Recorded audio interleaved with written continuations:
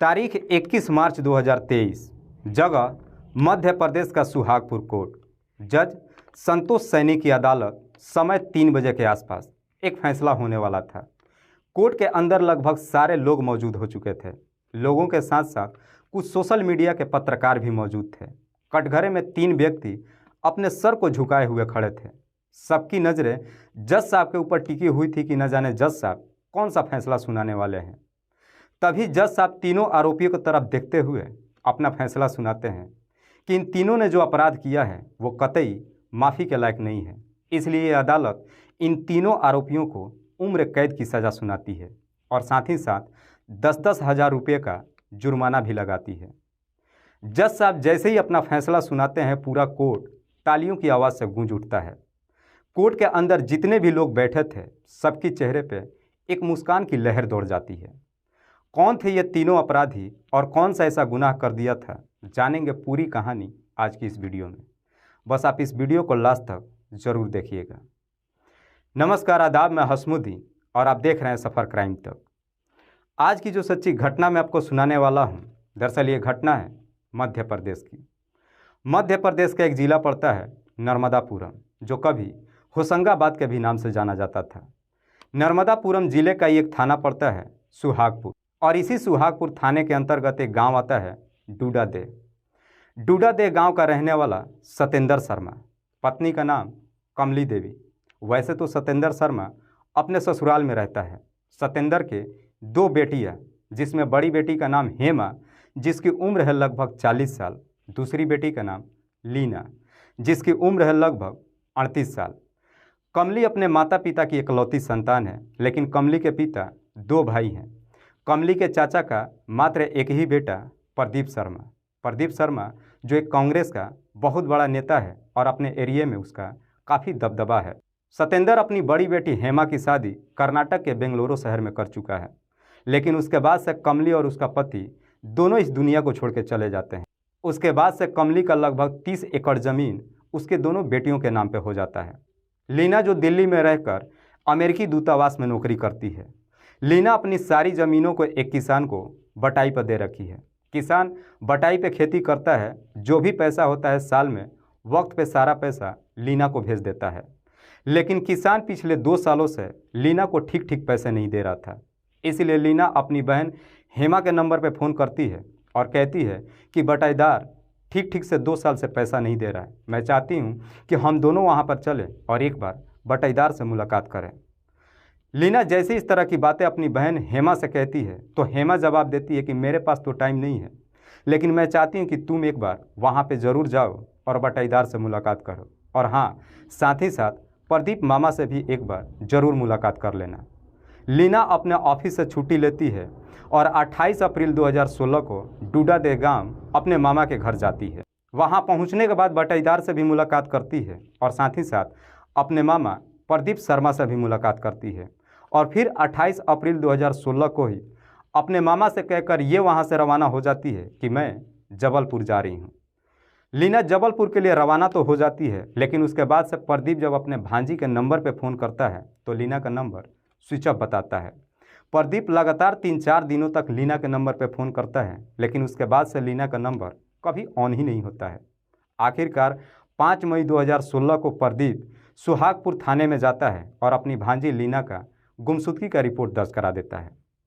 Police जब प्रदीप से लीना के बारे में पूछताछ करती है तो प्रदीप पुलिस वालों को बताता है कि मेरी भांजी 28 अप्रैल 2016 को मेरे से मिलने के लिए आई थी, लेकिन जाते वक्त मुझसे ये बता करके गई थी कि दरअसल मैं जबलपुर जा रही हूँ, लेकिन उसके बाद से उसके नंबर पर फ़ोन ही नहीं लग रहा है।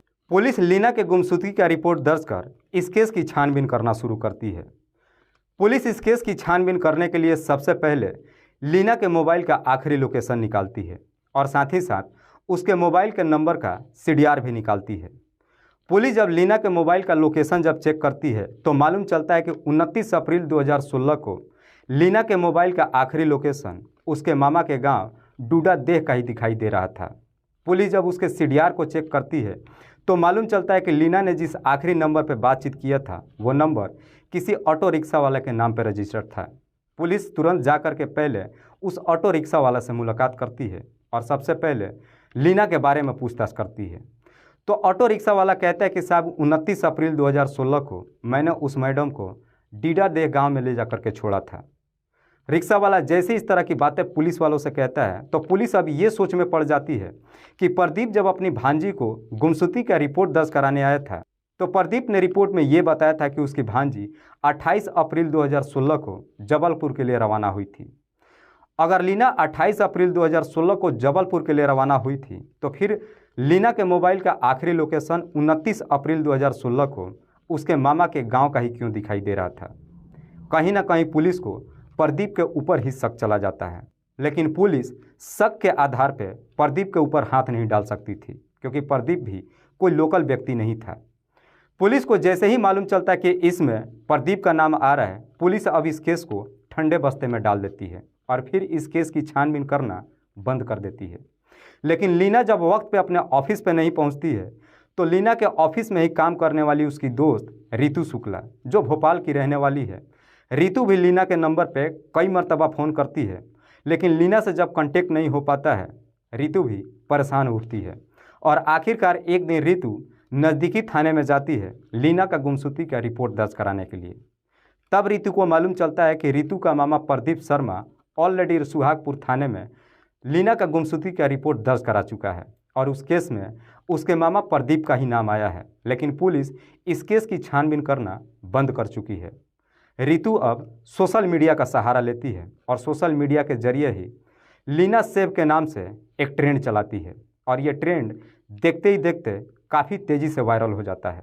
इस कदर से वायरल होता है कि अब ये खबर नेशनल मीडिया पे भी चलने लगता है। जैसे ही ये खबर तेज़ी से वायरल होना शुरू होता है, आखिरकार ये खबर नर्मदापुरम के एसपी आशुतोष सिंह के कानों तक पहुंच जाती है। जैसे ही ये खबर आशुतोष सिंह के कानों तक पहुंचती है, एसपी आशुतोष सिंह काफ़ी तेज़ी से हरकत में आते हैं और सुहागपुर थाने से कांटेक्ट करते हैं और कहते हैं कि इस केस का जो भी रिपोर्ट है जल्द से जल्द मेरे सामने लाया जाए। जैसे ही एसपी आशुतोष सिंह का दबाव सुहागपुर थाने में पहुंचता है, सुहागपुर के पुलिस अब तुरंत एक्शन में आती है और फिर इस केस के सिलसिले में प्रदीप शर्मा के घर पे जाती है उससे पूछताछ करने के लिए। तो मालूम चलता है कि प्रदीप अपना घर छोड़ करके फरार हो चुका है और वो भोपाल में जाकर के छुपा हुआ है। इसीलिए पुलिस अब प्रदीप के 2 नौकरों को अपने कस्टडी में लेकर के थाने में पहुंच जाती है, जिनमें से एक का नाम है गोरेलाल और दूसरे का नाम है राजेंद्र। पुलिस इन दोनों नौकरों से लीना के बारे में पूछताछ करती है। पहले तो ये दोनों नौकर इधर उधर की बात करते हैं, फिर पुलिस इन दोनों को अलग अलग बिठाकर इन दोनों से पूछताछ करने लगती है। जब पुलिस इन दोनों से अलग अलग बिठाकर पूछताछ करना शुरू करती है, इन दोनों का जवाब एक दूसरे से मैच नहीं करता है। कहीं ना कहीं पुलिस को इन दोनों नौकरों के ऊपर शक चला जाता है। इसीलिए पुलिस अब इनसे सख्ती से पूछताछ करना शुरू करती है। पुलिस जैसे ही अपना शक्ति दिखाना शुरू करती है, आखिरकार गोरेलाल और राजेंद्र अपनी सच्चाई कबूल कर लेते हैं और कहते हैं कि साहब लीना की हत्या कर दी गई है और इस हत्या में उसके मामा प्रदीप भी शामिल। जैसे ही इस केस में प्रदीप का नाम आता है, पुलिस अब प्रदीप के ऊपर दबाव डालना शुरू करती है। पुलिस अब भोपाल पुलिस से कांटेक्ट करती है, लेकिन भोपाल से प्रदीप भागने की कोशिश करता है। तब तक पुलिस इधर प्रदीप को धर दबोच लेती है और फिर उसे पकड़कर थाने में लेकर पहुंच जाती है और फिर प्रदीप से लीना की हत्या के बारे में पूछताछ करना शुरू कर देती है। लेकिन प्रदीप जब इस हत्या की पूरी कहानी बताता है, लोगों को जब मालूम चलता है तो लोगों को एक बार फिर से कंस मामा की जरूर याद आ जाती है। लीना के माता पिता जब इस दुनिया को छोड़ के चले जाते हैं तो उनके नाम पे जो 30 एकड़ ज़मीन होता है वो सारा ज़मीन लीना और उसके बहन के नाम पर हो जाता है। उसके बाद से लीना वो 30 एकड़ ज़मीन एक किसान को बटाई पर दे देती है और ख़ुद दिल्ली शहर में आकर एक नौकरी करने लगती है। उधर किसान जो भी खेती करता है वक्त पे सारा पैसा लीना को भेज देता है, लेकिन किसान पिछले 2 सालों से पूरा पैसा नहीं भेज रहा था। एक दिन लीना किसान के नंबर पर फ़ोन करती है और कहती है कि तुम पहले जैसा पूरा पैसा अब नहीं भेज रहे हो, आखिर बात क्या है। इस पे किसान कहता है कि दीदी पहले मैं आपके 30 एकड़ ज़मीन पे खेती करता था, लेकिन उसमें से 10 एकड़ ज़मीन पे आपके मामा ने कब्जा कर लिया है और अब मैं मात्र 20 एकड़ ज़मीन पे ही खेती करता हूँ। किसान जैसे इस तरह की बातें लीना से कहता है, लीना अपने ऑफिस से छुट्टी लेकर 28 अप्रैल 2016 को अपने मामा से मिलने के लिए उसके घर पे जाती है। वहाँ पे जा कर के जब अपनी ज़मीनों को देखती है तब उसको मालूम चलता है कि वाकई में उसके मामा ने उसके लगभग 10 एकड़ ज़मीनों पे कब्जा कर लिया है। लीना वहां पहुंचने के बाद कुछ बेहतर लोगों से मुलाकात करती है और फिर अपने सारे ज़मीनों की नाप तोल करवाती है। नाप तोल करवाने के बाद वो 10 एकड़ ज़मीन अपने मामा के हाथ से छुड़ा लेती है। जैसे ही वो 10 एकड़ ज़मीन लीना को मिल जाता है, लीना अपने साथ 2 मजदूरों को ले जाती है और अपने ज़मीन पे तार से बाउंड्री करवाने की कोशिश करती है। जैसे ही मजदूरों को लेकर के खेत में पहुंचती है, वहां पे प्रदीप भी पहुंच जाता है और लीना को समझाता है कि मैं भी अपने खेतों में तार से बाउंड्री करवाने वाला हूं। तुम अपने ज़मीनों पे बाउंड्री फिलहाल छोड़ दो, जब मैं करवाऊंगा मैं भी तुम्हारे ज़मीनों का बाउंड्री करवा दूंगा। लेकिन लीना अपने मामा की एक बात नहीं मानती है।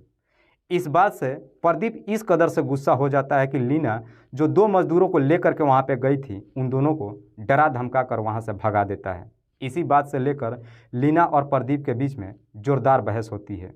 बहस इस कदर से होती है कि प्रदीप गुस्से में आकर लीना का हाथ पकड़ लेता है और उसे अपने ही ज़मीन के बनाए एक घर में लेकर जाता है और साथ ही साथ अपने 2 नौकर गोरेलाल और राजेंद्र को भी ले जाता है। लीना को लेकर के जैसे ही उस घर में जाता है, प्रदीप एक भारी चीज़ उठाता है और लीना के सर पे जोरदार हमला कर देता है, जिसकी वजह से लीना काफ़ी गंभीर अवस्था में वहीं पे गिर जाती है। उसके बाद से प्रदीप अपने दोनों नौकरों को इशारा करता है। दोनों नौकर एक पत्थर लाते हैं और उसके बाद से लीना के चेहरे को बुरी तरीके से बिगाड़ देते हैं। लीना जैसे ही इस दुनिया को छोड़ के चली जाती है, उसके बाद से प्रदीप अपने दोनों नौकरों को आदेश करता है कि जाओ ट्रैक्टर की ट्रॉली लेकर आओ, इसके डेड बॉडी को ठिकाने लगाना है। प्रदीप जैसी इस तरह की बातें अपने नौकरों से कहता है, दोनों नौकर डर जाते हैं। कहते हैं कि अगर इसके डेड बॉडी को हम यहाँ से बाहर ले जाएंगे, हम पकड़े जाएंगे और हमें सज़ा भी हो जाएगी। लेकिन प्रदीप अपने दोनों नौकरों को कहता है कि तुम्हें टेंशन लेने की कोई ज़रूरत नहीं है, मैं इस तरीके से इसे ठिकाने लगाऊंगा कि हम कभी पकड़े ही नहीं जाएंगे।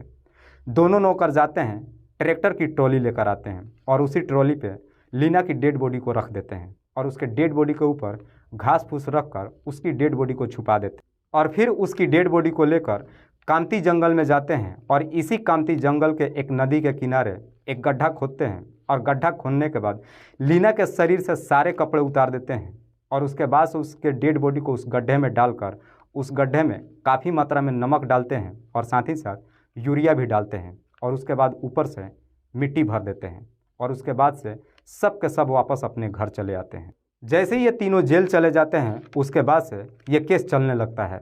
लेकिन प्रदीप के घर वाले पानी की तरफ पैसा बहा देते हैं और आखिरकार प्रदीप के घर वालों का ये मेहनत एक दिन रंग लाती है और फिर 22 मई 2017 को प्रदीप को बेल मिल जाती है और ठीक उसके 3 महीने बाद प्रदीप के दोनों नौकरों को भी बेल मिल जाती है। लेकिन आखिरकार 6 सालों बाद इस केस का फैसला होता है 21 मार्च 2023 को। 21 मार्च 2023 को जब तीनों कोर्ट के अंदर पेश होते हैं, जज साहब इन तीनों की तरफ देखते हुए अपना फैसला सुनाते हैं कि इन तीनों ने जो गुनाह किया है वो कतई माफ़ी का लायक नहीं है। इसलिए अदालत इन तीनों को उम्र कैद की सज़ा सुनाती है और साथ ही साथ 10-10 हज़ार रुपये का जुर्माना भी लगाती है।